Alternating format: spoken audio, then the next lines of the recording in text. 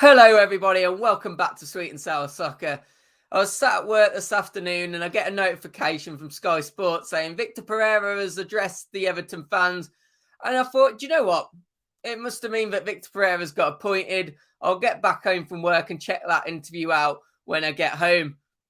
Get home and realise he's not been appointed. He's randomly addressed the fans prior to obviously his appointment. There's still a couple of candidates involved. Obviously, himself and Frank Lampard look like the final two. And it's just weird. It really is weird. I'm still trying to get my head around it now. I don't think anything like this has ever been done before. I really don't. But, when someone's in the running, they're usually quiet. And if they don't get the job, they just move on gracefully. It felt a bit like a pitch, but then he's also gone in on the Everton fans. Obviously, Everton, a fan writ Lampard over himself, graffitied on the wall at Goodison, and he's addressed that as well. It just seems like a completely crazy interview, to be honest, and just the interview itself is, as I said, mind-boggling.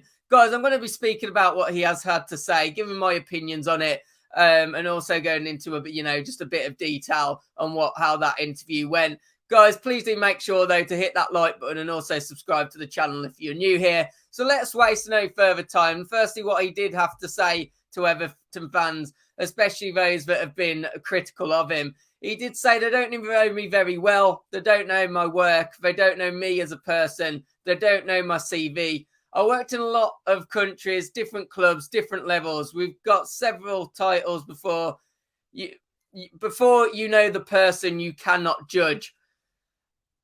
Now, this came at the end of the interview, and before that, it was quite a well-structured interview, to be honest. Although it's weird to do this before you've been appointed, there was a lot he said that was good, and it felt like a sales pitch. It felt like he was trying to endear himself to the Everton fans.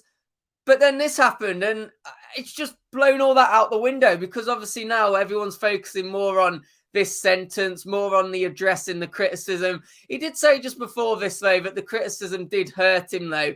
And you do feel that this is something off emotions. And although it's forgivable, it's the headline now, and it's not a good way to address yourself to Everton fans. And also, Everton don't need a show. They've had a bit of a clown show going on with their owners, with Bill Kenwright, for the last 2-3 years, even longer now. What Everton fans are really looking for is firstly someone to, keep them up and just go about their business, give them something to cheer about. And comments like this are not going to do it.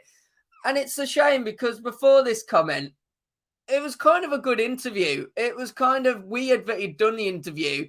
But from what he was saying, he was talking about, his memories of Everton, watching Everton, speaking about former players, the likes of Leighton Baines were mentioned, Coleman. It was really, although odd, was really quite endearing. And then I don't know whether he's just got pushed a bit on this and maybe just let his emotions out, let that hurt that he had expressed out. But it's not a good way to endear yourself to the Everton fans, really. And, you do think, obviously, as I say, Everton don't need someone that is going to be causing these kind of headlines. And Everton, as a football club at the moment, needs stability, someone the fans can get behind. And these comments are going to create that headline. But let's move on to some of the more positive stuff that he did have to say. He talked about giving his view, talked about giving an intensive game and a possession-based football, and also talking about what is proposed to, obviously, Ken Wright, what is proposed to the rest of the board and the owner, talking about how the interviews went well, saying that the feedback was really good as well, and kind of actually encouraging them to hurry up and make the decision. I'm sure that's something that Everton fans will have in cohesion with him, that, a new manager does really need to be appointed. He's also spoke about the fans, not just in this quote, in others, like obviously wanting to build a really good relationship with them, wanting to give them something to cheer about, something to be, get that passion into good passion, into something that unites the fans as well. And then he also spoke about the interviews that he's had, basically saying that there has been a few interviews now, and they've gone quite well. And it's basically he's aware of other candidates, but he's hoping for it to push on, hoping for a decision to come in.